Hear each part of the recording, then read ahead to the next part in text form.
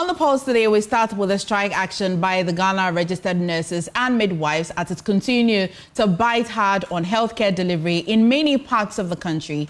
The emergency ward of the Wa Municipal Hospital is one of the health facilities that has remained closed. Let's cross over to the region to speak to our correspondent, Rafiq Salam. Rafiq, what's the latest from the Upper West region?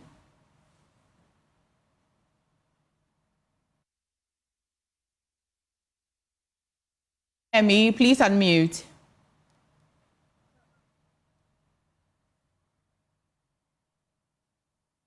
Rafi, can you hear me? Please unmute. Are you hearing me now? Yes, very clear. Thank you, and proceed. Okay. I'm saying that the strike in the Upper West region, to be precise, at the Wa municipality is really biting hard. You know, let me start with the Wa Municipal Hospital, where I can report to you that the emergency ward of the hospital remained closed since yesterday. The nurses, after they tried to embark on the strike to at least withdraw services from the emergency services and the OPD, they went on to put a locker on the emergency ward. And so the patients who were at that facility, they managed to at least, after they took care of them, they took them to the, I'm told that some of them went home and some of them also went to other facilities. And so because the place was empty, they managed to put the place under lock and key. When we went to the OPD session of the hospital yesterday, there was only one nurse that was remaining at the place. Today, I can report to you that all nurses at that particular place, because I'm told that there are half a dozen of nurses who are always in there, but today they were not there. The place was completely deserted. I can only count as many as 5 patients who were sitting on at least on the chairs, and also some also on the metal chairs. Also, they were the only people there. So they said that they came to the hospital. They were told that the strike was ongoing, but they haven't seen the nurses. Okay, Rafiq, some days ago, we reported that some other nurses who do not belong to the Ghana Registered Nurses and Midwives Association were stepping in to help. It appears today we don't have that situation. But what I'm curious to know is that over here in Accra, especially at the Kolebu Teaching Hospital, some doctors have stepped in providing services for patients. Is that the case, at least in the Upper West region? That is really the case at the Upper West Regional Hospital. I spoke to the acting medical director of the hospital, Dr. Philip Babine, and he told me that what they have done is that they have made some medical doctors who were on leave to capture the leave to come back and then to attend to these patients. And also here, the doctors are also performing dual roles. They were some of the services that were provided by the nurses this time on. It is the medical doctors who are really taking up these positions. But somebody would like to say, will even tell you that in the Upper West region, for that matter, some of these critical, health staff are not in there. So already Upper West, the doctors or also the nurses are not in there. So if they are striking, that means that it will have a lot of impact on our people. Secondly, what the medical doctor also told me was that they are also now relying on the services of nurse trainees at the Upper Hospital. They are voting about 99 nurse trainees to augment, at least so they will have that impact. And also they are also using some rotational nurses which they will be paying at least, which they will be giving them some allowance at least to man those positions until the strike is over. Okay, Rafiq, that's good to know. Again, some days ago, we reported on a woman with a snake bite, you recall, who initially resorted to traditional medicine, but luckily you had to call her back because some nurses who did not belong to this mother body were ready to help with the situation. Tell me the situation with patients who are coming in and are walking in. What other option are they resorting to? Is it traditional herbal medicine? Is that the case? The situation in the Upper West region, I can report to you that it's really dire. Here, we don't have many private facilities as in the case of other regions in the country. here in the one municipality, I can only tell you about one facility, Homeland Clinic, where all the patients are now gravitating towards, which is also from the heart of town, about close to about 4 kilometers from the heart, well, about 3 kilometers from the heart of town. And so that is where all the patients are now. So if you go there now, the place is really inundated. There are a lot of maze of patients crammed at that particular facility. So there's only one facility here, which is private. As I speak to you now, currently, behind me is the AZD Yobets hospital. And I tried to check in there. I can see that only few people who are part of the UPNMG, they are the only ones working, but the rest that belong to the GLNMA are not working. So here, the services is not full, and then you can, and most of the parents, most of the patients are being turned down. They have been asked to go to town. When they get to town, you know, yesterday I bumped into one of them who came, who had a motor accident and went to the one municipal hospital, where luckily on his path, he got one of the striking nurses, at least who came to him and then also to dress his wound for him. So that is really the situation in the one municipality. Thank you so much, Rafika, for bringing us updates from the Upper West region, particularly Wa. Now, still on the health sector, especially on the striking nurses, the minority on the Health Committee in Parliament has accused the Mahama-led administration of acting in bad faith for failure to resolve ongoing nurses' strike. Members of the Ghana Registered Nurses and Midwives Associations have, over the past 1 week, laid down their tools to pile pressure on the government to implement the improved conditions of service signed last year. A number of engagements in the past few days have since not yielded any solution to the matter. Speaking at a press conference in Parliament, the minority first accused the government of acting in bad faith.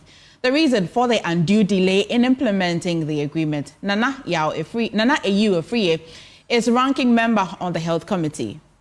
You may make an argument that the essential health workers, but the same Act 625, that's Section 10, that says that they are essential workers, and for that matter, if they want to resort to strike, they would have to write to the Fair Wages Commission. They notified the Labour Commission and the Fair Wages. They did so, Labour Commission, they gave them a letter, and then in the same act, they're supposed to respond within 48 to 72 hours. You did not respond to it. Bad faith from government. Extremely bad faith from government. And then now you, the same Labour Commission, then take them to court, referring to the same act that says that essential workers do not go to strike, do not strike.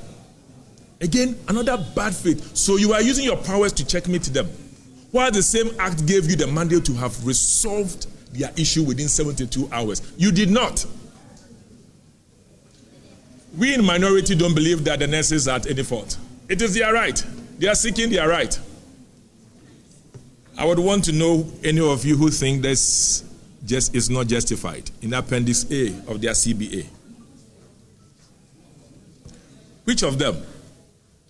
Is it a 30-month allowance, which has been agreed that is being paid under the previous government? Is it the issue of rural incentive allowance that was agreed, that is meant for nurses and midwives in the rural areas, so that we can have nurses and midwives in the rural area? Which of them would you say is not legitimate? Is it the issue of full allowances, which has been historical since 60s for these people? Is it the issue of uniform allowance, which has been there since the 1960s? It couldn't have been changed in any republic, and it cannot be changed under a previous government. It cannot be changed now. So you see that all the expectations in the CBA called for in Appendix B is justified and not far-fetched. But government has not seen the need to have engaged them since January. They feel undermined as far as their rights are concerned. And that is why they advise government that, okay, we're going to wear red bands for the first stage. The next stage, we're going to do OPD. And the next stage, IPD, inpatient. And now, total strike. And nobody was listening to them to have taken them to court. Even taking them to court is an extreme act of bad faith. You don't. Everybody is being assertive. They have their rights within the law. You cannot use the law to checkmate them. That's not right.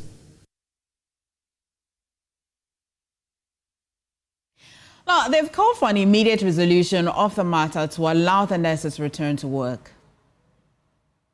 Here, to state clearly that the posturing of government must change. It must change. Respect them. Sit with them. Let them know what you can do and what you cannot do. Luckily, we are going to listen to the Minister of Finance soon on the media budget review. So this is the time that you have to include their concerns as far as the media budget review is concerned. It's not as if we are in August, then you tell them, hold on for the next budget cycle. You are now going to read the mid-year budget review, and this is the right time to include their concerns, or this is the right time you listen to them. My understanding was that since January, they were told that the Ministry of Finance will meet them in June. And then the date was June 18th. How would you feel when you want something and somebody is telling you that, hold on, 6 months' time? How would you feel? We are not here to justify the strike for them. We are here to plead with the nurses to understand that even if governments see the need to engage them, they should go with a good faith with Ghanaians at heart. Because getting all the money without the lives that we have lost brings no joy to anyone. So as minority, we are mindful of the fact that we are not stoking it up and asking them to prolong the strike. We are only asking them to be merciful as far as the tables are concerned, that when they go to sit, they must be merciful to see the need to be reasonable. Reasonability means you appeal to their conscience and say, if you are asking for 8 things, we cannot. You know what? In the budget, we'll do 3. Maybe the next budget, we'll do 2. Let government change their posturing towards these people and let them not use the law and let them not frighten them. You hear they say that the president is married to an MPP person. You are just making this one so below the belt. The same president was the one who called the nurses' strike in 2020 for 3 weeks. Wasn't he married to an MPP person? Why do you politicize this? He is a president, for crying out loud, and has a right to make sure the welfare of his people or her people are held up high. Would you want to politicize everything to the point that people are losing their lives? The next life that will be lost is my relative or your relative. And we are not here in minority to do a business of politics on health here. We are not ready. We want to call a spade and just ask government to change their posturing. Show some respect to the nurses and midwives of this country. And then tell them something better, so we can also urge the nurses to be more merciful to Ghanaians as their rights have been respected. The government has issued a desperate plea to retired nurses and midwives, urging them to step in and help alleviate the country's healthcare crisis. The appeal followed a collapse in yesterday's emergency talks with the Health Ministry after leadership of the striking nurses and midwives flatly rejected the government's request to defer their new conditions of service to 2026. At a hurriedly arranged news conference at the presidency, Health Minister Kwabena Mintah Kando announced that the government will soon publish a list of health facilities for patients to seek health care and recruit retired nurses, midwives as part of emergency measures to be rolled out to mitigate the crisis. While working around the clock to resolve the impasse, the Ministry of Health has taken the following steps to mitigate the suffering of Ghanaian patients unduly affected by the strike. The ministry will, in the next few minutes, publish a comprehensive list of facilities to complement facilities where nursing services are lacking and where patients can seek health care. Given the urgency of the situation and suffering of the patients, government appeals to public-spirited retired nurses and midwives to volunteer their services for a brief period pending the resolution of the impasse. We further express our deep appreciation to practicing nurses who have opted to remain at post to help suffering patients and urge others to show similar fellow feeling and assist our ailing compatriots, even as efforts are made to address their concerns.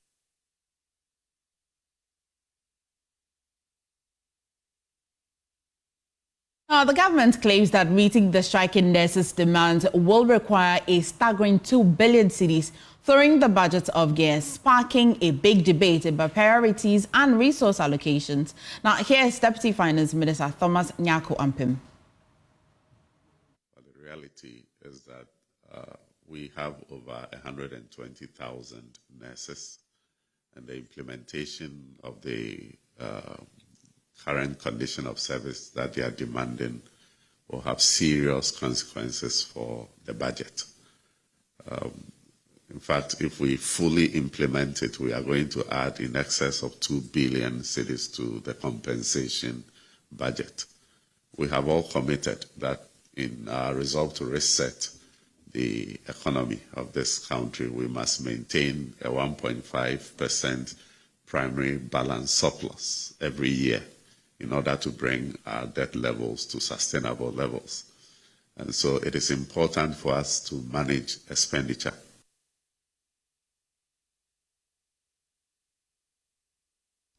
However, the striking nurses' leadership has fired back, revealing a deeper issue. General Secretary of the Ghana Registered Nurses and Midwives Association, Dr. David Tinkran, says many retired nurses are impoverished and harboring anger due to unfulfilled promises. He spoke on Newsdesk earlier.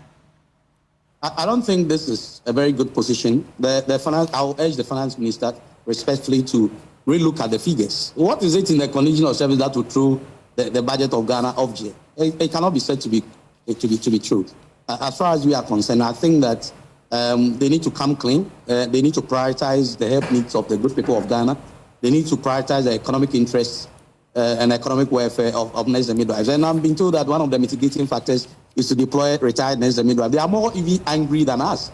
What they don't know is that the retired nurses and midwives feel that they've been let down by the state. Okay, I visit them from time to time, not just individuals, but if, for instance, I can show you a place that they meet every last Tuesday of every month. They meet at Christ the King. Go there and talk to the retired nurses and midwives. Some of them have been affected with occupational-related ailments, disease conditions that they got whilst working as nurses and midwives, and they're at home, and their retirement package cannot even buy them the little medications that they need to.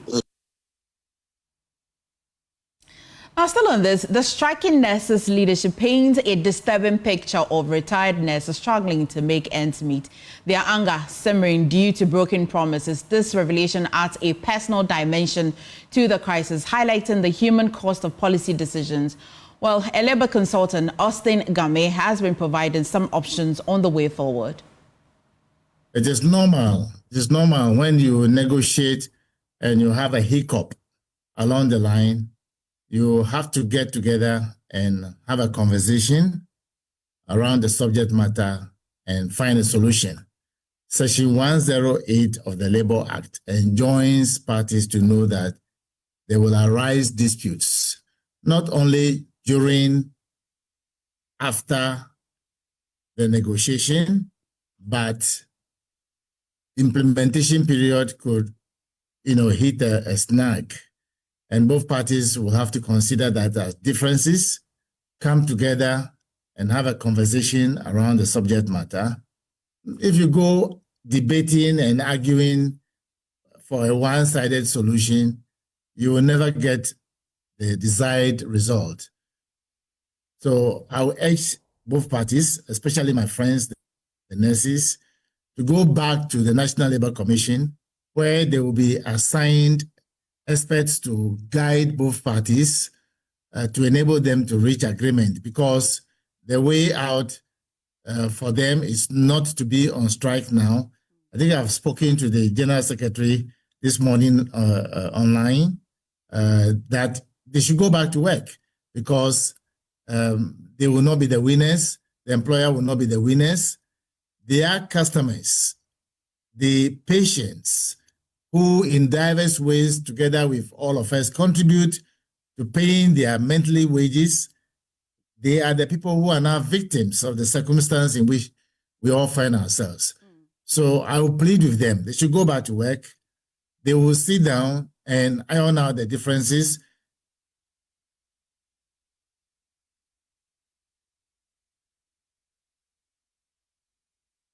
Now, Kofi Ajay joins me in studio. Why? Because government says that implementing the nurses' demand could cost 2 billion cedis a year. Let's try and understand how significant this amount to the budget that was read earlier this year. Tell me, is this significant? Well, I mean, the healthcare budget is one of the biggest in terms of compensation of employees, and even looking at the budgetary, expenditure line items. What we've been trying to do is to look at this 2 billion Ghana cedi in proper context, where this amount that we are talking about is about 2.6% of the total compensation of employees, budget for 2025, and just about 0.68% of the total, expenditure, amount that government wants to spend in 2025. If you drill down further and look at this year's healthcare budget, it's somewhere around 17.8 billion Ghana cedis. That means that this figure will be around 11% of that. And what we are understanding is that if you look at government budget this year, there is a clear indication that one key item that they are looking at and would not want to go up is the compensation of employees' budget, which includes wages and salaries, gratuities, and other social benefits. They are pegging this figure at some 76 billion Ghana cedis, and in fact, they do not want this figure to go up. If you want a clear indication, and possibly one of the reasons why the nurses may be angry is the fact that if you look at the, over the years, how healthcare budget has been changing, you could see that this year is sort of an outlier, where in 2020, for instance, during the COVID period, when we had healthcare budgets going up by some 22%, it's been up, every year it goes up by that same margin, around 22% every year. Then we saw, that stratospheric rise in 2024, where these 8 agreements were actually reached. Healthcare budget going up by some 48.5%.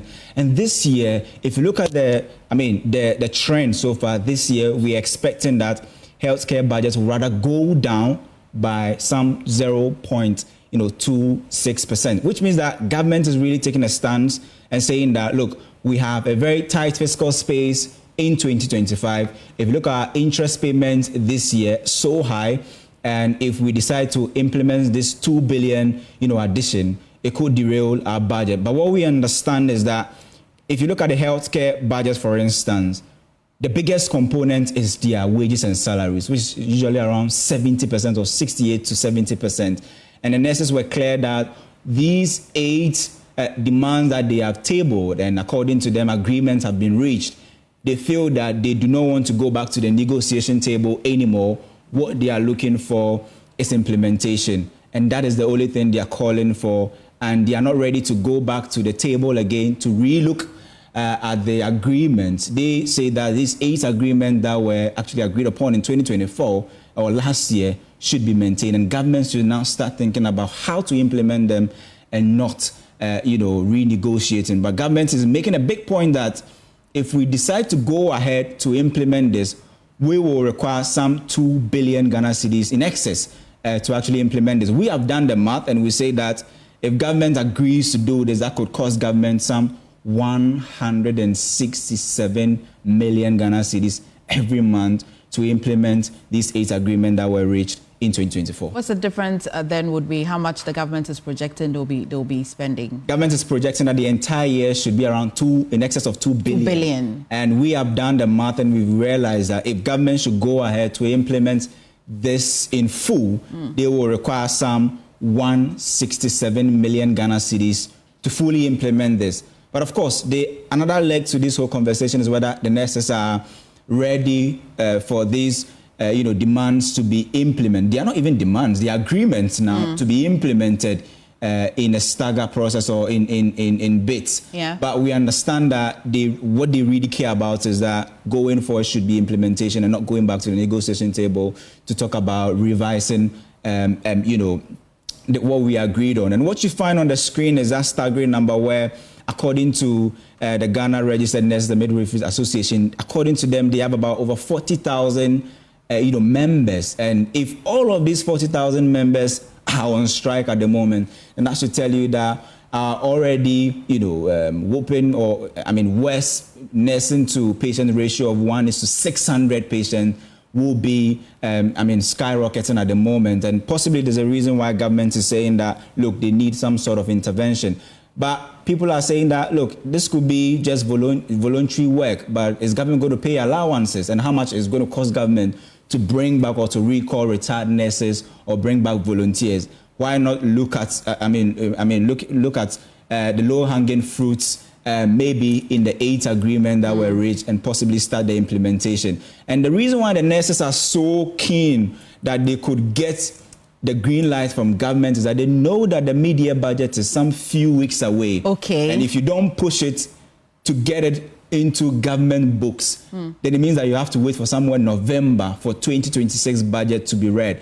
And many have made the argument that if government is promising 2026, the books or the numbers do not look good in that year as well. Because if you look at some of the amortizations we've been paying in 2026, they're very, very huge. And if government is now crying over debt servicing, that debt servicing is going to get worse in 2022. So what is the assurance that nurses could get these 8 agreements going through next year, MFA? Honestly, if this figure wasn't this significant, I was going to ask, in my little, accounting, when you're preparing your budget, there's a thing called miscellaneous. There's some small money you hide somewhere for, challenges like this for you to meet. But this is quite significant, and I really doubt that government may have made some money available to want to mitigate such challenges. But of course, government itself is running deficit. I understand. What it is hoping to spend is more than what it's hoping to rake in as revenue. And we've been talking about CD appreciation, and we say is positive, but that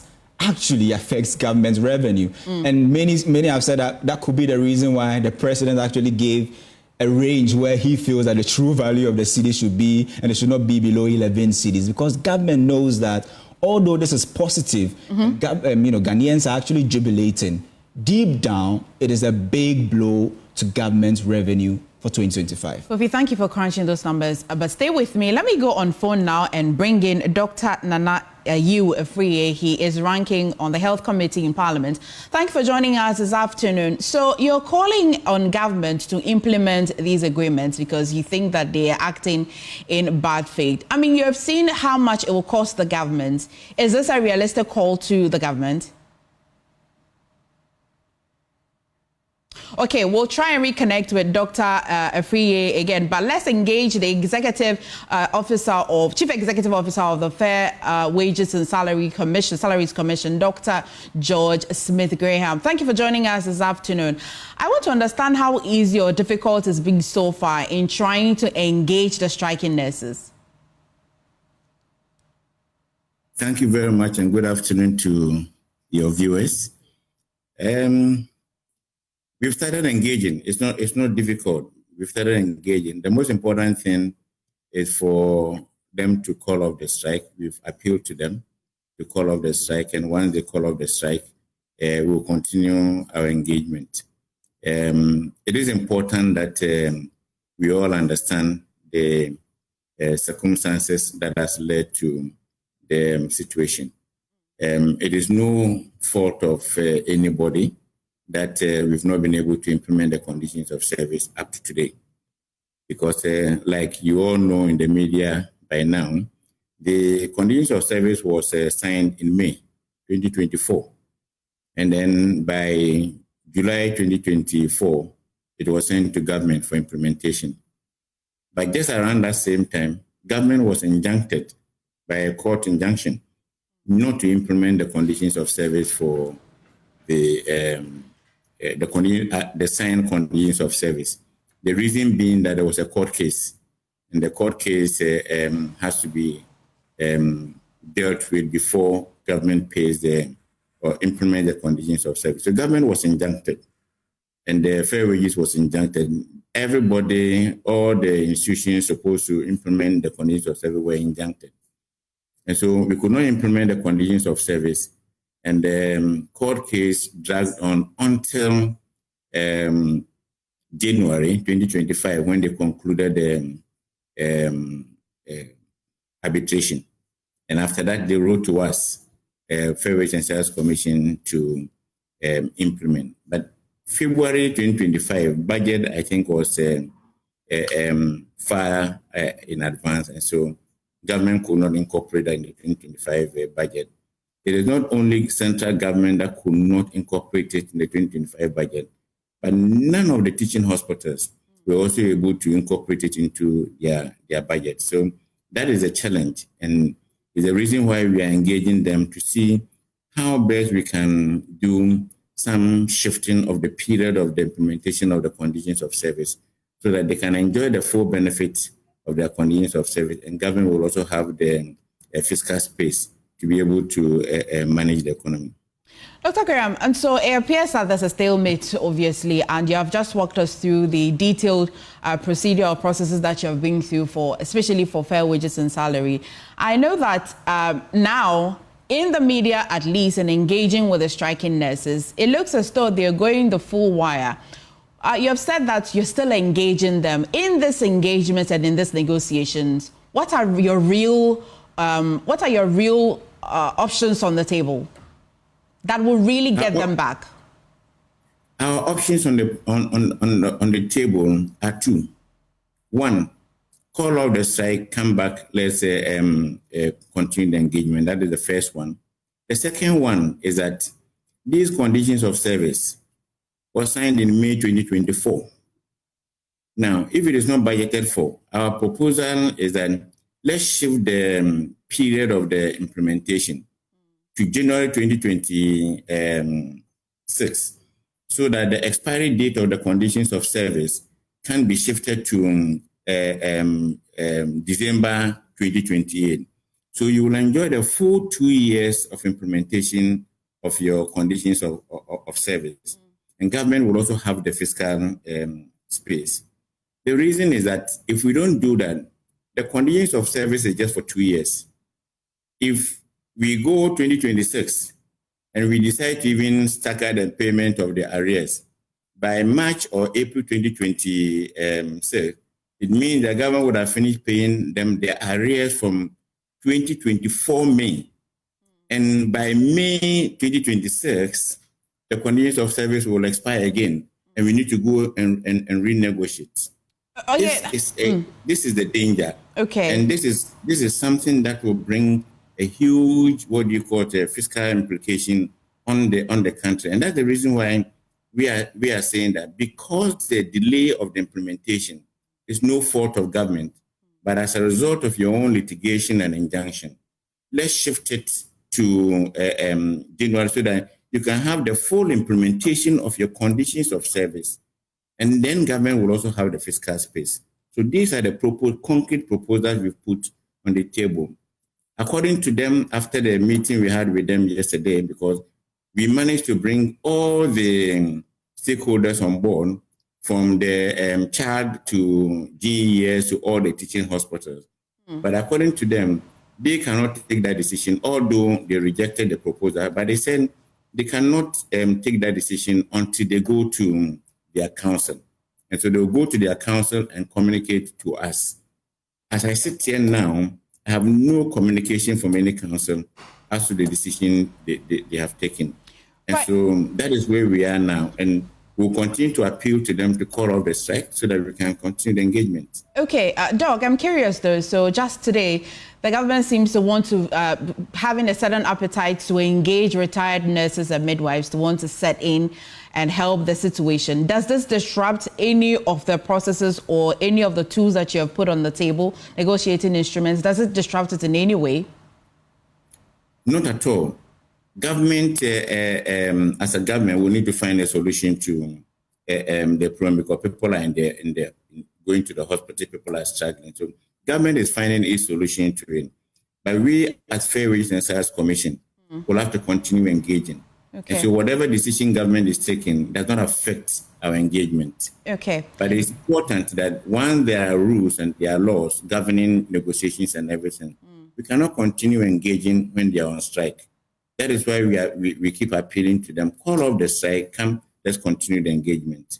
Okay, thank you. Let me bring in Dr. Nana Ayu-Afriye, your ranking for the Health Committee in Parliament. And thank you for joining us this afternoon. So you've been saying that the government is acting in bad faith. You've actually heard what the government says that it will cost the government about 2 billion cedis, staggering 2 billion cedis, and it will throw off government's budget off gear. The call on the government mitigating the problem, is this realistic? Do you think that the government is in the position to really pay or stagger off the 2 billion cedis to enable them have their health workers go back to the health facilities? I'm unable to stay longer on the conversation because I have to make a statement on the floor on the same issue. That's fine. Governance is a complex process. I'm not here to justify for government its position. It's a responsibility of government to fix it, and they have to fix it. And how they have to do it, they got to fix it. So long as they have a CBA, that's their right. And as of how they will fix it is their responsibility. Our position on our statement today is clear that if we will have understanding of the claimant's communication or sophistry for solving conflict, two assertive people cannot be able to do anything better. It's the ground that suffer or the people in the midway. The things we did today was clearly to communicate government position and posturing since January. One of a kind that we are not happy with, especially when it's got to approval and payment from finance to controller. That's the issue. Two, we are also clear in our mind that the nurses will have to be merciful in our position. When you go to the, if government sits with you and plead to you, nurses will have to be merciful and just try to know that the joy of your work is healing and not when we are losing more lives. Now, we are also not going to play more lives lost to the detriment of their own right. No, that's not going to be the way to go on this issue. So it's more of a checkmaker position, a difficult one, a chicken and egg one. So what we are asking of government is get to the nurses, let them know this, you're going to have the mid-year budget review.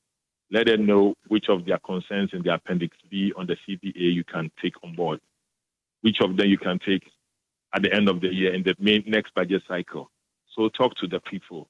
Let them have a feeling of respect and you are accommodating their concerns. And that's it. Then we are also asking the nurses to cooperate so we can get off this hurdle because nobody's satisfied or nobody seeks joy in seeing that people are unwell, having the difficulty of losing dear ones. No, we are not ready to play politics on that. I said it clear, and I will not do that. But I'm not going to also treat government with kid gloves on this issue. Whatever you've asked me, I cannot speak to it, but they have been elected to fix the problem, so they have to fix the problem. That's all I can say. I hear you say that you're speaking on this particular situation, on this matter on the floor of Parliament. Is this the same recommendations you're going to be talking about in Parliament? Absolutely, that's the same one. It's a joint statement, the same one. As a matter of fact, we commended the Ministry of Health, the Minister of Health for his engagement, continuous engagement to them. The missing link is at the Ministry of Finance.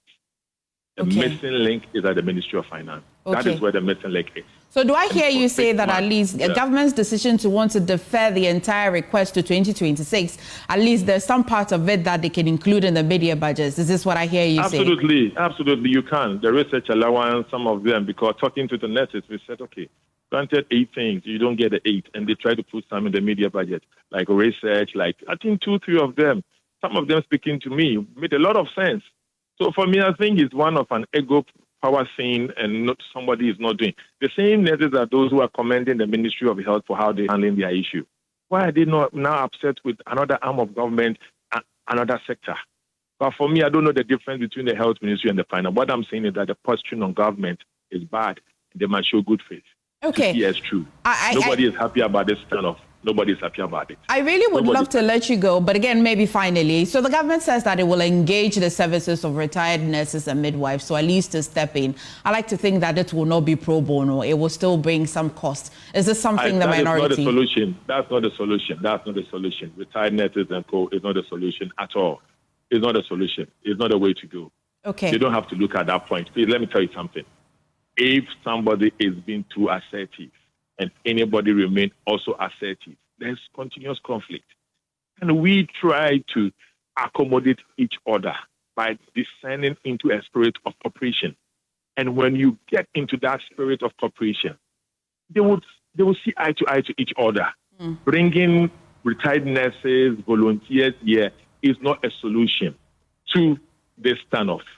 In any case, it would, even if it's a solution, it will be a temporary one. It's unsustainable. So please, let us not go to that trajectory. Right. What I'm saying is that nurses listening to us, be merciful on the table.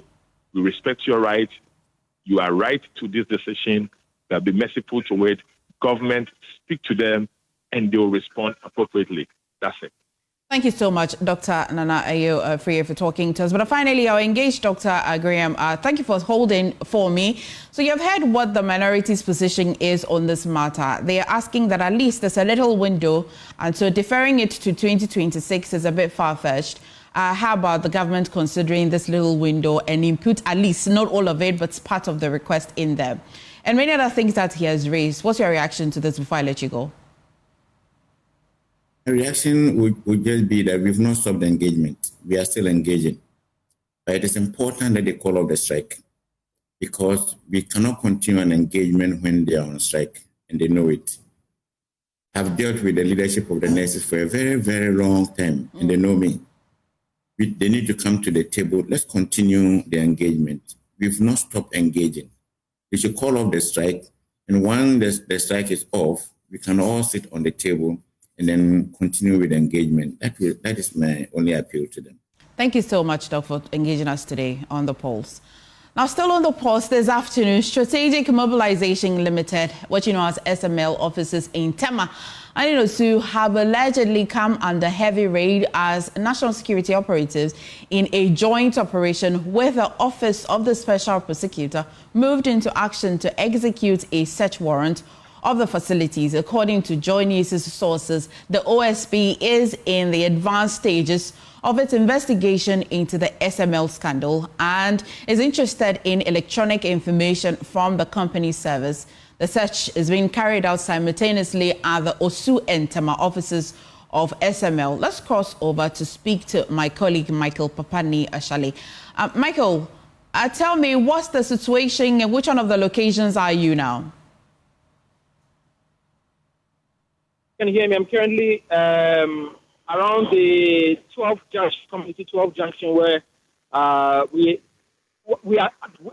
The building is suspected to be SML's head office here in the Tema enclave.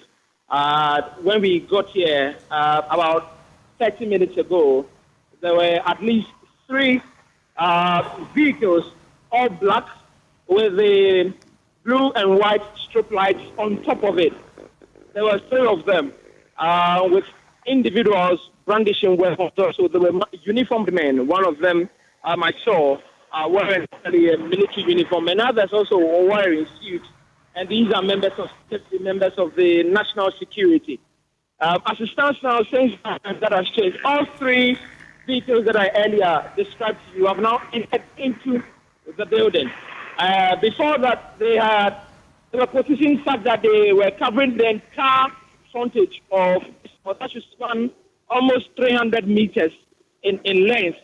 But now all 3 vehicles are now inside the building, and most of the personnel we came to meet out, these are the uniform security personnel, have all also gone inside. In the last 20 minutes as well, about 3 different vehicles have come here. One of them was a V8, Land Cruiser V8, all black one with the windows very much tinted, so you couldn't even see who is inside. What exactly is happening inside, we are unsure of, but clearly from the information that Johnny has been able to gather so far, that SML currently is being raided for by the OSP, who is looking for some more information to possibly make a case, not just against the company, but against some other individuals that they're also chasing here. It seems as though that tip-off is correct, because the men, uniformed men who are currently inside the building of SML. All right, thank you, Papani. I'm sure that you're still around there and will bring us if you, again, pick up on anything. But let's engage Manasseh Azuri. Beyond our tip-off as well, you'd realize that Manasseh also posted this up on his social media page, and I promise you that that link was jammed up because everybody wanted to see that rate. Manasseh, thank you for making time to talk to us this afternoon. How did this come to your attention, first of all? Well, you will recall that this SML issue started with investigation I led some journalists at the Fourth Estate at the time to do. And we petitioned the Office of the Special Prosecutor. So from time to time, I have sources from all angles that tell me what is going on. They are fixing this computer here. I suspect maybe it's because of your investigation. It should have been here or there. And so one of such sources told me about this raid, and everything I put out appears to be the case. Right. Thank you for that confirmation. And again, Manasseh, I know that you're not the OSP, but let me in a bit. What do you think the OSP is looking for, if indeed they are the ones conducting the raid? Yes, I can say they are indeed the ones conducting the raid with the help of the National Security Secretariat. What I know is that the OSP has a lot of documentation regarding this case, and my sources tell me that they just want to see if they could get more from documents or information that is not documentary, something that could be on the service of this company, the operations that could lead to the office getting more information and evidence to prosecute its case. So it is more about what is possibly in the service or on the service of SML that the OSP is looking at. Again, some education beyond the evidence that the OSP is looking for. Let's look at the umbrella reason why the OSP is actually investigating SML. SML, we know, was brought in because they claimed there were issues in the downstream petroleum sector. And according to the company, its own work had stemmed the tide of underreporting, diversion, dilution. These were the problems in the sector. But our investigation revealed that the company wasn't doing any of these. In fact, different companies were doing this. When we confronted SML, it admitted it wasn't doing these works or performing these services and proceeded to delete that information from its website. SML also claimed to have saved Ghana $3 billion, and it was on the front page of Daily Graphic. When we confronted the company, it could not stand by those claims and claimed that the media got it wrong. But it's interesting to note that the GRA and the Ministry of Finance, which contracted SML to be doing measurement of these petroleum product from the tank farms to the loading gantries, they don't use the figures churned out by SML.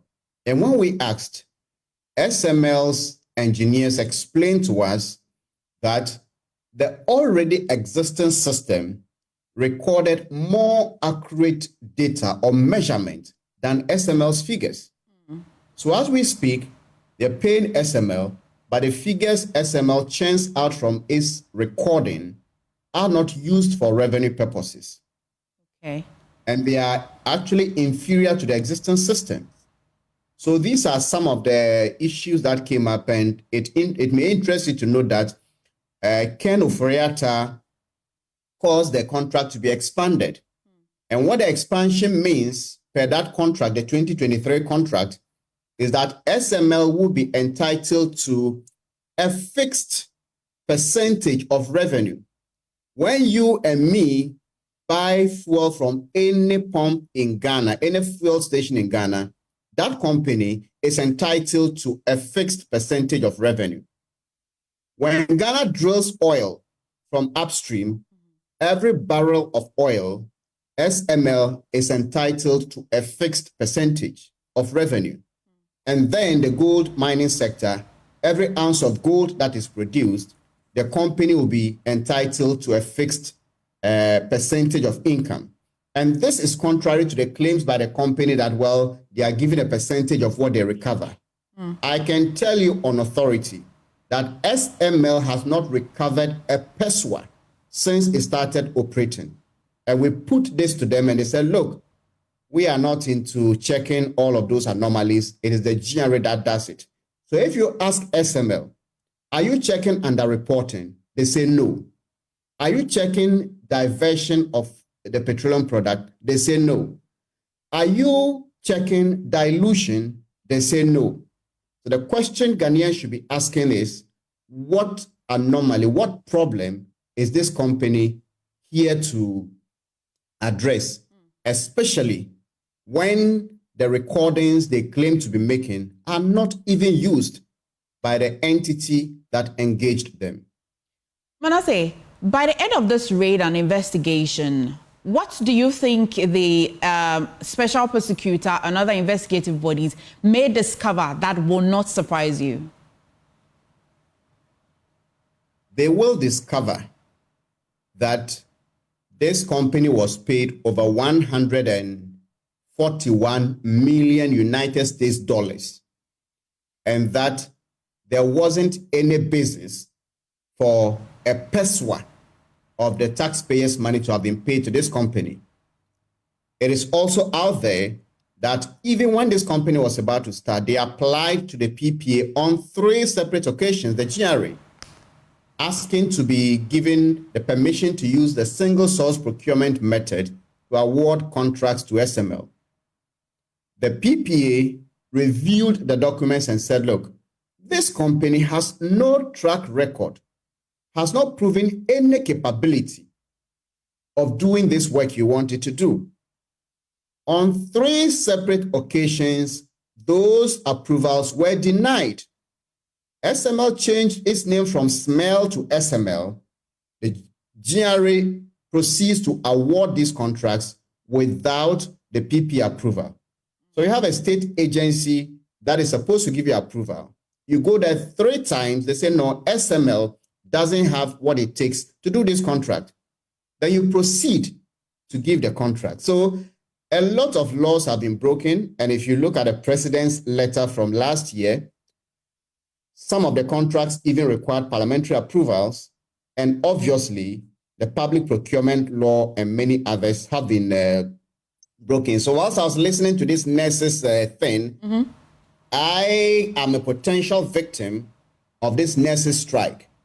But I don't think that Ghana is too poor to pay our health workers well. If you have a finance minister who, through this shady deal, is committing about $500 million in a period of 5 years to a company, and SML is not the only shady contracts we have in Ghana. There are many of those contracts. If our politicians are prepared to seal these loopholes, they can pay our nurses well, they can pay our teachers well, and then I think we should stop the emotional blackmail against some of these people who do. Not many of us can stand what nurses and medical doctors go through in their hospital. And I say, hold for me. Stay with me on this conversation, as I want to bring in Professor Kusieni, security consultant. Now, Prof, thank you for joining us and making time for us this afternoon. A question will be that so far, what we know is that there is a joint raid at SML office. So far, overview of it, I don't know whether you have the details, but overview of it, the procedure so far, is this something you anticipated or it would have been otherwise? Listening to Manasseh and the information in the public domain, one would have expected probably this raid to have taken place much earlier if the documentations were available and the legal processes to permit the OSP and national security to undertake whatever search raid have been obtained. But I think there are larger issues that we need to raise. One about the timing and the approach. Let me speak to the timing first. So, from what Manasseh is saying, all the evidence is in the public domain. Rules have been flouted. Statutory institutions have not been able to impose their will on this company. Possibly some criminal enterprises and levels of political collusion because of politically exposed persons. The real question in terms of the is, could the OSP and the national security have acted much earlier? And if the political marbles had fallen the other way and the NDC hadn't come to power, would national security and the OSP have had the gumption to do this raid? The argument I'm making is that, look, we need to find a way to ring-fence our state institutions to be able to do what is right.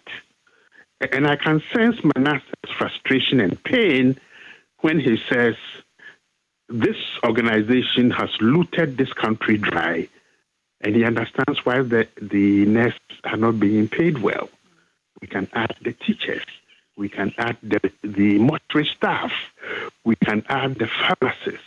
We can add the cocoa farmers. We can add those who work on our highways and weed the sides of the highways. There is a need, and an ever-growing need, for the state and the Republic of Ghana and its institutions to protect the interest of ordinary citizens. When elite consensus and elite settlements allow individuals and groups basically to rape the state and to have the audacity to provide us with documents claiming that they cannot appear to answer for questions as to their performance, then it raises even more questions. So I think if you gauge the public's patience with the results of oral and the expectations of what the state must do to those who have been found culpable, then the time is getting shorter and shorter and shorter because people's patience are beginning to run out. So let's ring-fence these institutions and ensure that these organized criminal acts against the interest of the Republic of Ghana and its citizens never, ever in our history repeat themselves. Prof, what do you say to people who are concerned about breaches of maybe data breach, trade secrets of SML? Because I like to think that apart from what we think they're doing for us as a country, they may have their trade secret as well. Doesn't matter at all? No, when we talk about national security and criminal actions that pose an existential threat to the survival of the state and its ability to provide social welfare goods, then some of these rights can be suspended so that the state can do what it needs to do to prove its sanctity and its ability to protect its citizenry. Okay. Prof, for the two investigative bodies, the OSP, National Security, is this okay for the two? Or you're thinking that one is supposed to be doing the raid? Doesn't matter. Maybe my question is, what do you make of the OSP getting into this matter? Well, look, for me, it is the outcome that matters. Okay. I think the Republic of Ghana has been raped so brutally by criminals who have the audacity to talk back to us when the state wants to retrieve its funds, that if the OSP, as a prosecutorial agency, but also having a research and investigative body, thinks that in performing its functions, it needs to, in an ad hoc manner, draw in other state institutions that can support its work. It has the right and the legal backing to do so. And that is what makes the national security structure very interesting, because there are lots of institutions and organizations who come together to form a national security structure. And there are those institutions with specialized agencies and technical skill sets, and they call on each other to do so. So let's see the OSP draw on the resources that the state has, both for forensic, investigative, and let's see some put before competent courts and our man is retrieved for us. All right, thank you, Prof, for engaging us today on the polls. But back to you, Manasseh. And so you were of the view that, listen, the country is not too poor to take care of its citizens, especially even for nurses who are striking. Let's talk about the timing that Prof just mentioned. Would you say that is too late? Do you think that the OSP and the national security would be able to find something enough, substantial enough, to continue with their investigation? Well, I cannot say what they will find and what they might not find, but I tend to agree with Prof. Enning that this should have been done much earlier. Remember, we petitioned the special prosecutor in 2023, I think either November or December 2023, when we did this investigation.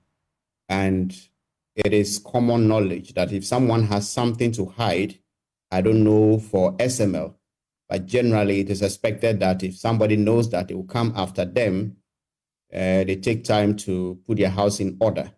So I very much agree that something like this could have been done a day or two after they received the petition.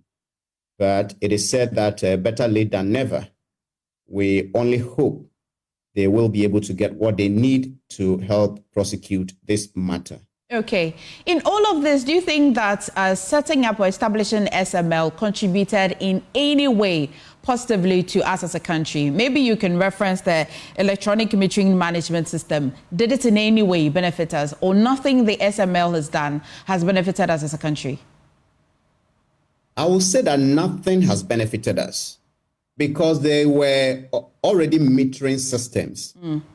And these metering systems are connected. Whatever they record is fed into what they call the ERDMS, Enterprise Relational Data Management System, at the MPA. This system ensures that if any company, Goil, Star Oil, any company has to go and load petroleum product, they would have to go onto this system and then start the process anywhere in this country, whether Bupe, Takrade, Tema, wherever. And if you owe, the GRA can log you out of this system. So all the players in the industry are on this system to ensure that in the past, people could load and abscond with the tax revenue and also margins, but now they can log you out. Right. This is connected to the existing meters, and these meters are calibrated by the Ghana Standards Authority every 6 months. And it is not only connected to this system, but the system is again connected to the customs management system that they call the ICOMS. And according to customs, the ERDMS helps them to account for the volumes of petroleum product that is lifted. And once the volumes are accounted for, then they account for their taxes. Now, upon all of these, you have other companies that are checking dilution and diversion. So that if somebody loads petroleum product and claims he or she is taking it to Wa, but stops at Suhum, the moment they open the valve to try to discharge, an alarm will be sent to the head office of the MPA. This is a separate contract that is paid for. And there's a contract that checks dilution. And if you load at any depot before you move your tanker, that is performed. So the question we should be asking, I've seen SML engage in a lot of PR around, ask them, are you checking dilution? They have said on record, no. Okay. Are you checking diversion? They said no. Are you checking under declaration or under reporting? They said no. These were things they claimed they were doing, but when we confronted them with evidence, they said no, they've since deleted them. So the question we should be asking is, exactly what problem is SML solving? When you talk about volumes, anybody who doubts should take pages 157 and 158 of the KPMG report. It says that SML's measurement is the least of all the measurement that was recorded within the period. So if you claim there are losses and you are bringing a technology that is less effective than the existing ones, then what benefits are you bringing? Right. When you talk about the revenues, that report details how the revenue increased. Quite recently, we heard that gold production figures and revenue figures have been going up. If SML's contract in the gold mining sector had started, they would have started taking credit for that. But that contract was suspended. The first half of 2024, when SML's operations were suspended, the GRA exceeded its target. And the board chairman, Joe Gatti, actually said it exceeded its target in an unprecedented manner. So this tells you that this company was at the ports, at the downstream, everywhere. But when its operations were suspended, the first half of 2024, the GRA said it exceeded its target in a very unprecedented manner. Right. So if you ever get the opportunity to interview SML, just ask them, is it the under declaration or under reporting? Is it dilution or diversion that you are checking? They are not doing any of this. So what problem are they fixing? And that is the question neither SML or the GRA and the Ministry of Finance have been able to answer. Thank you so much, Manasseh Zuri, for engaging us today on The Pulse. You're watching The Pulse with me, MFA Akosiade. To stay with me, there's more after this break. Welcome back to The Pulse. Now, three major university unions, TUTAG, UTAG, and CTAG, have this afternoon expressed frustration over what they call government's undue delay in implementing the agreed exchange rate benchmark and releasing funds for book and research allowances and salary top-ups. The unions say the delays are affecting their members' welfare and academic work. A joint statement by the unions reads, and it will be on your screen shortly. It says that the University Teachers Association of Ghana, UTAG, the Technical University Teachers Association of Ghana, TUTAG, and the Colleges of Education Teachers Association of Ghana wishes to express our deep concern and discontent over the undue delay in releasing the exchange rate for the book and research allowance and payments. This delay has caused significant uncertainty and frustration among our members who depend on this critical support for their research and academic work. It as well continues to say, a joint meeting held on June 8, 2025, we, the undersigned unions, unanimously resolved that the government must, as a matter of urgency, release the exchange rate and commence the payment process for the book and research allowance to our members. Despite the late release of the rate, we have resolved that we'll not accept an extension of payments beyond September 2025. And also says that we stress that this allowance is a statutory entitlement under our conditions of service, an essential resource for advancing research, teaching, and knowledge sharing. We hereby notify all stakeholders that if government fails to commence the payment process by 13th of June 2025, this will be considered a strike notice by UTAG, TUTAG, and CTAG across all campuses to the government. And it finally says, we urge the government to act swiftly to avert any disruption to the academic calendar and to ensure that the welfare of teachers and the broader academic community is prioritized. And we're going on to engage Professor Abdullahi Janapo, Director General of GTech. Thank you for joining us this afternoon, Prof. And so we've just seen this strike notice. It's a few days to the 13th of June. Have you, I know that you said the government knows about this already, but prior to the 13th that's coming, have you engaged government again? First of all, Emifa, good afternoon. And I speak on behalf of government because, as you are aware, GTEC is a government agency. Absolutely, Prof. Yes, thank you. Thank you so much. Under the Ministry of Education. Yes, thank you. That's it. I think if you look at the communique from UTAG, what they are asking for, and captured in the heading of the communique that they did send out, they are asking for the exchange rate, delay in exchange rate. Mm-hmm. I'm a member of UTAG. I've been with UTAG for the past 15 years. I know UTAG do go on strike, but never have I heard that we are going on strike because there's a delay in the exchange rate. What I do know is that we will go on strike when payment has delayed or payment is not being done. Mm. Regarding the exchange rate, you and I know very well that in this year's budget, there's provision for book and research allowance. And that provision is informed by the number of faculty and staff who are taken care of within this whole space. So it's very easy to know whether payment is going to be done or not. That's notwithstanding.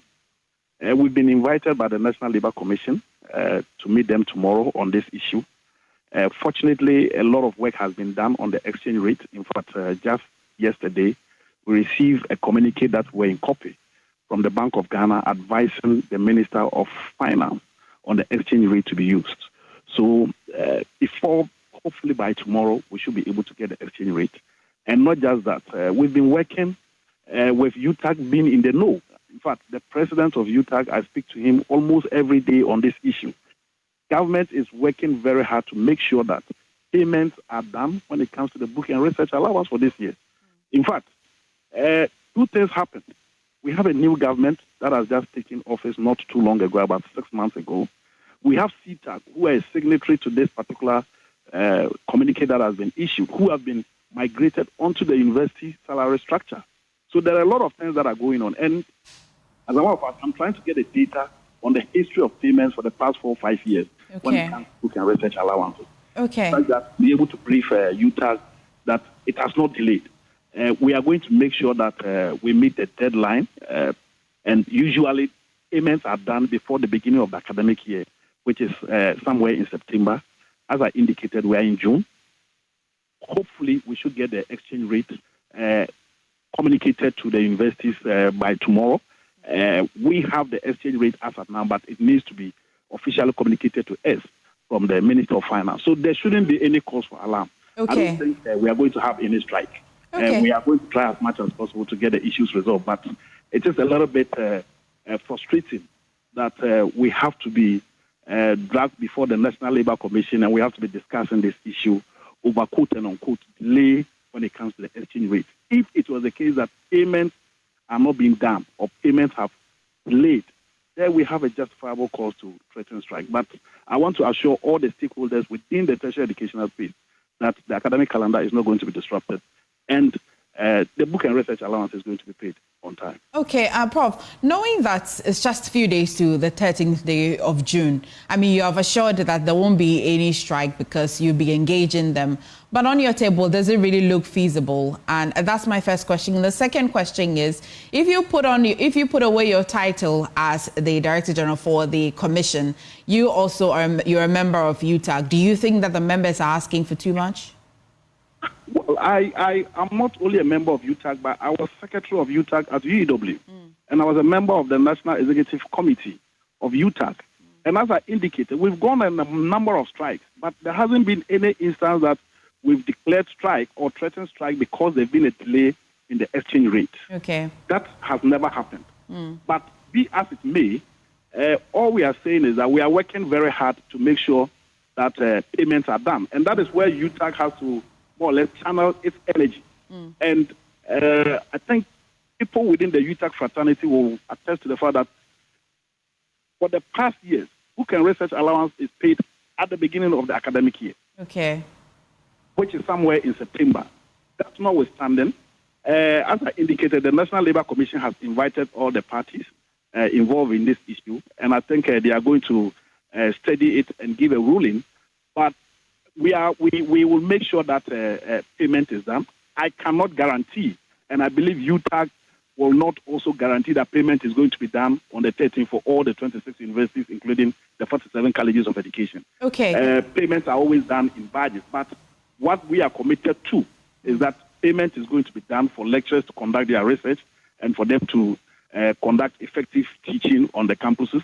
And for me, as the head of the regulatory agency, I think I want to use this platform to assure all stakeholders within the tertiary educational delivery space that the academic calendar is not going to be disrupted. I believe strongly that UTAG, once they meet us and they get all the information, they don't also want the academic calendar to be disrupted. All they are looking for and asking for is that they should be given what is due them for them to be able to perform their duties. And government is very much committed in doing that. But I just want to more or less call on them to be a little bit cautious, measured in the way we use strike and asking for what.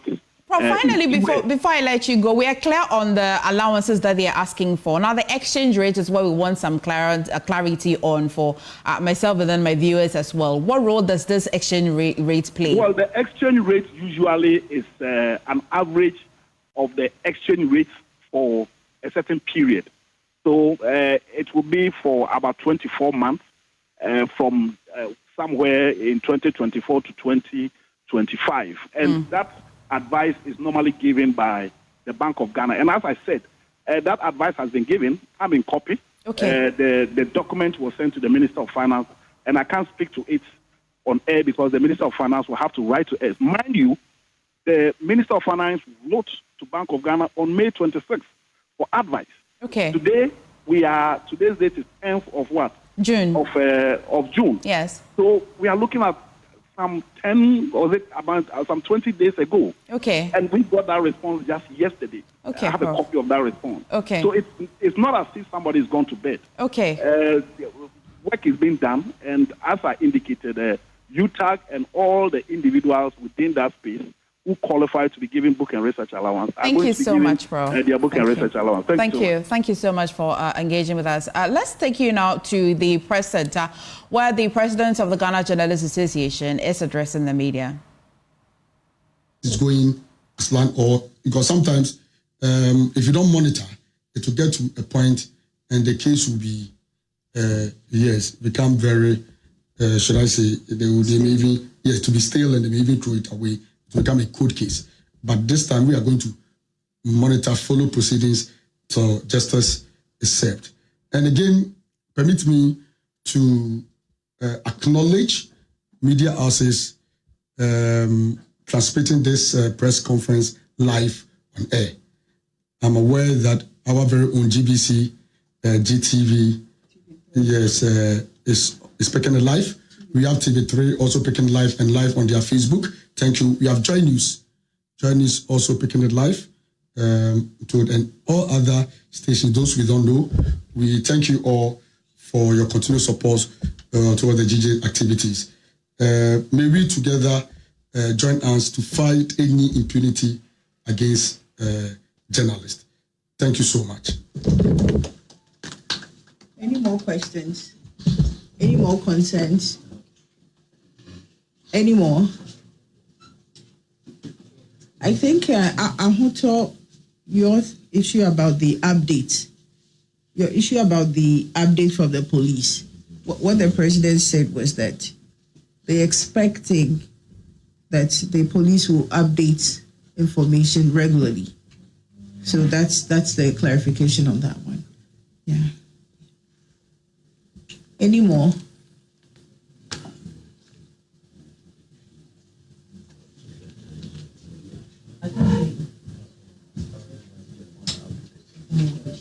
That's it, right?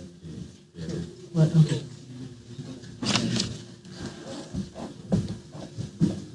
No more. All right. On behalf of the GJ president, I'd like to thank you all for taking time to be with us today for this press conference. Let's remember that it's important that we protect the space that we have. If there's a need or question or you have a concern, I think that you can go to and file a petition with the National Media Commission if you are offended in any way, shape, or form. And also, if you have a right to a rejoinder, which the Constitution guarantees. And also, if you have any concern, of course, you can seek redress, civil redress in court. So please, attack to a journalist is something that we are saying no to. Thank you all very much. Have a good afternoon.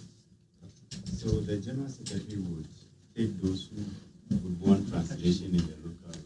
Translation in the Ghanaian language. If you are interested in getting further clarification in the Ghanaian language, the General Secretary has been equipped with that to give you the necessary breakdown in the Ghanaian language. Thank you very much, Kofi Yeboah.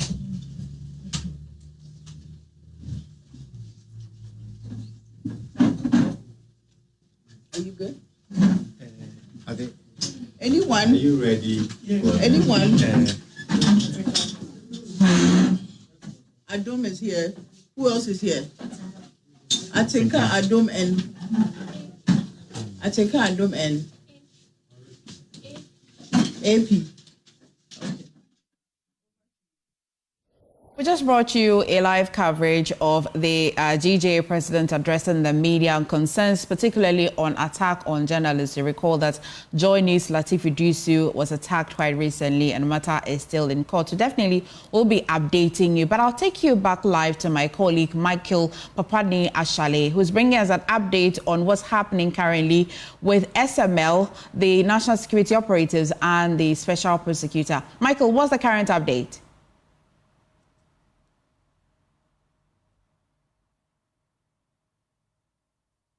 Michael, can you hear me?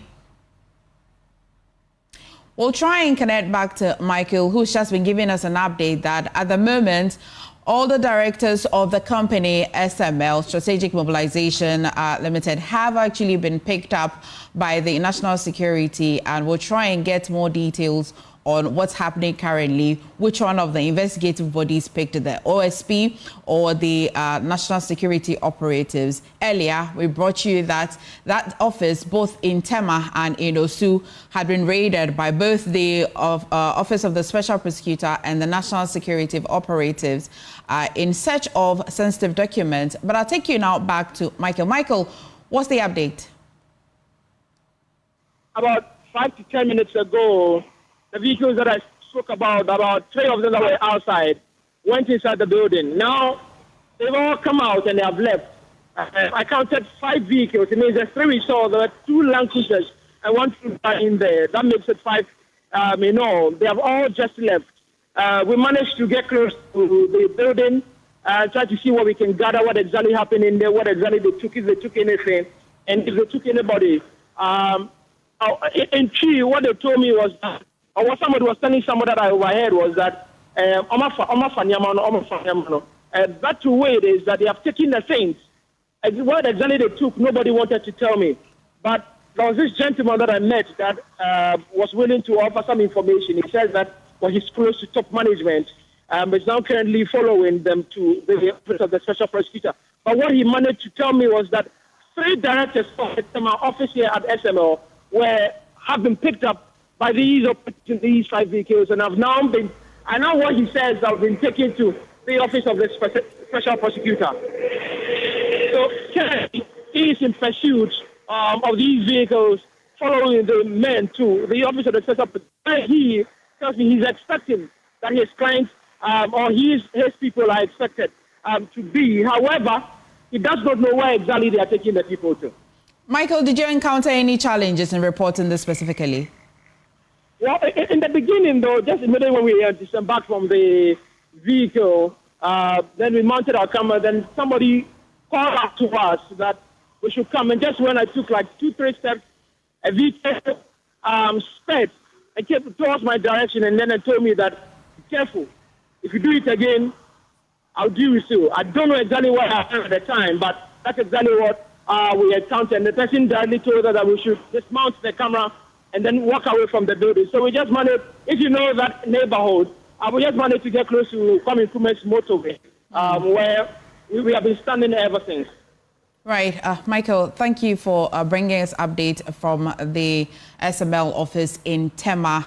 And as well, we'd like to draw your attention that we've been trying to engage the special prosecutor on this matter, but we haven't been successful with that. You want to stay with us here on Joy News, because certainly in our subsequent bulletins, we definitely will engage the special prosecutor and all the investigative bodies as and when we can to bring you all the details of this developing story. I've been watching the polls with me, MFA Akosiadeti. Thank you so much. There's so much news if you log on to myjoyonline.com. With our top story, government announces major data bundle increases across all networks from July 1. Thank you for watching.